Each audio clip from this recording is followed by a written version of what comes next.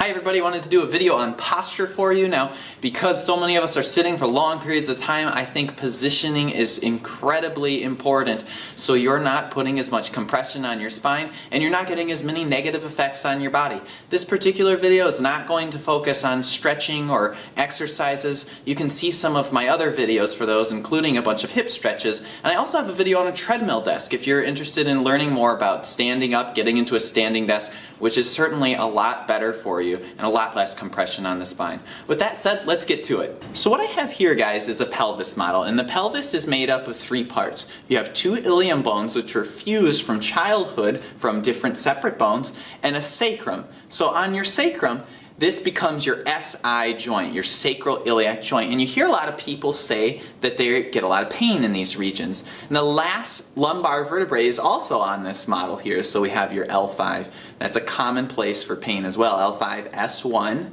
and also L4, the vertebrae above that, and L5. So you hear a lot of people get problems at those because at that part of the spine there's a ton of compression at that part of the spine, especially if you're not sitting well. They're long, tall vertebrae, so there's a lot of space in those discs. Even if you've had some trauma to there, a lot of times people can take some damage and still do okay.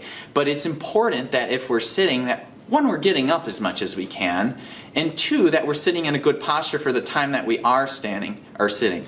Unfortunately, a lot of the chairs aren't necessarily designed well for the majority of the public. It's mostly designed for someone that is 5'11" and has long legs when you look at, if you go into like an office supply store or something like that. So when we're looking at the pelvis, and also on the bottom you have the ischium, which these are called your sits bones. So when you're talking about when you're on your sits bones, that's what people are referring to. And it doesn't have to be just that tiny little ridge there. It can also refer to, when I'm talking to clients and I say I want them to sit on their sits bones, I want them to take up more of the whole ridge as well.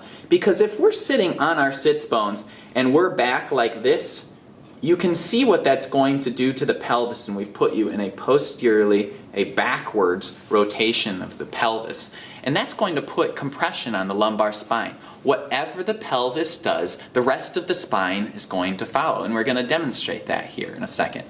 So the other thing that you want to realize is the position when you're seated on a chair, that if your pelvis is off on one side and you're sitting off on one butt cheek, I'm sure you can appreciate what that does to the rest of the spine. It's going to have to compensate to make up for that deviation in sitting down on both butt bones. So make sure that you're sitting down on both butt bones when you're in a chair.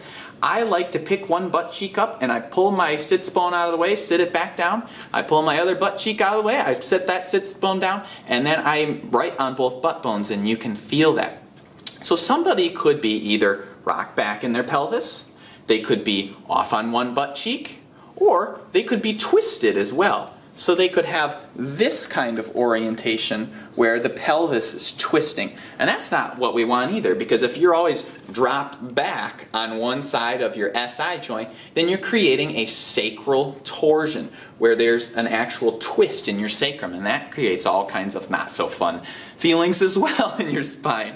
So let's look at what that looks like in a full spine model. So I have with me a full spine model here so we can look at the relationship of the pelvis and the rest of your spine. Now, as I was talking about, the position of your pelvis is largely going to affect the rest of your spine. So if my pelvis starts to rock back, and then what's going to happen?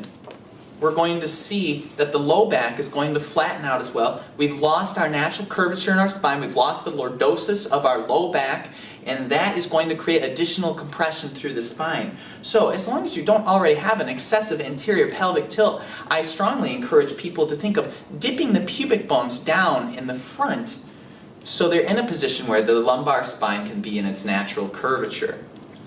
And from that position, the pelvis is able to move more freely, especially if you're higher up. This happens to be a 20-inch stool. I usually sit with my knees below my hips, so my hip flexors aren't getting as short. So, as I said before, I'm making sure that the butt bones spread wide on both sides, so I'm not over on one butt cheek, I'm not dropping one hip back, and then I'm having to compensate in my spine.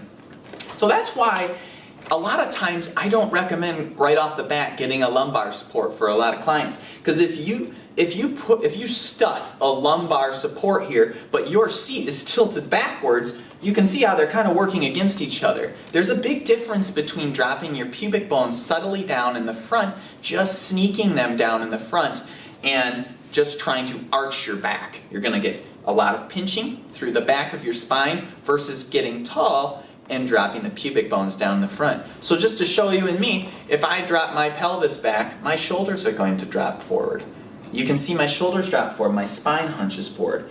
But if I imagine I am collecting myself like a string is pulling me through the crown of my head, and I'm growing tall, and my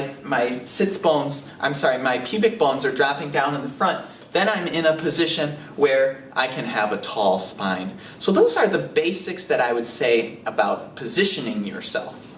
A couple other notes you'll notice on me, I'm still a recovering forward head posture person. I'm working to elongate my spine, but I've come a long ways in this. And you notice when I sit and I'm talking to a lot of people that I am purposely trying to sit more on the edge of my seat. Now, that's not to say that you should do that all the time, and there are certain cases where that might not be appropriate for you.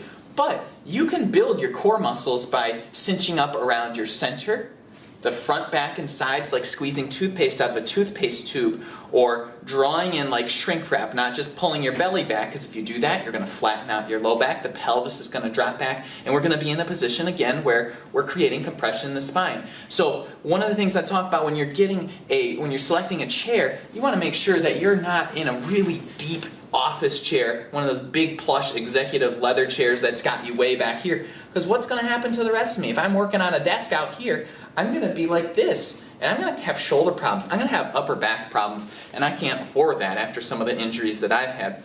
So I encourage people to get more into a shallow chair, get their hips above their knees so they're in a position where they can move from their hips. They can move from their hips instead of having to come forward from their spine. I hope this was helpful, guys. These are the kind of videos that I do. Mind, body, spirit, whole body wellness. And I post every Monday, Wednesday, Friday. If you found this helpful, please feel free to share it because it helps me to grow and helps me to reach out to more people. Thanks a lot and hope to see you soon.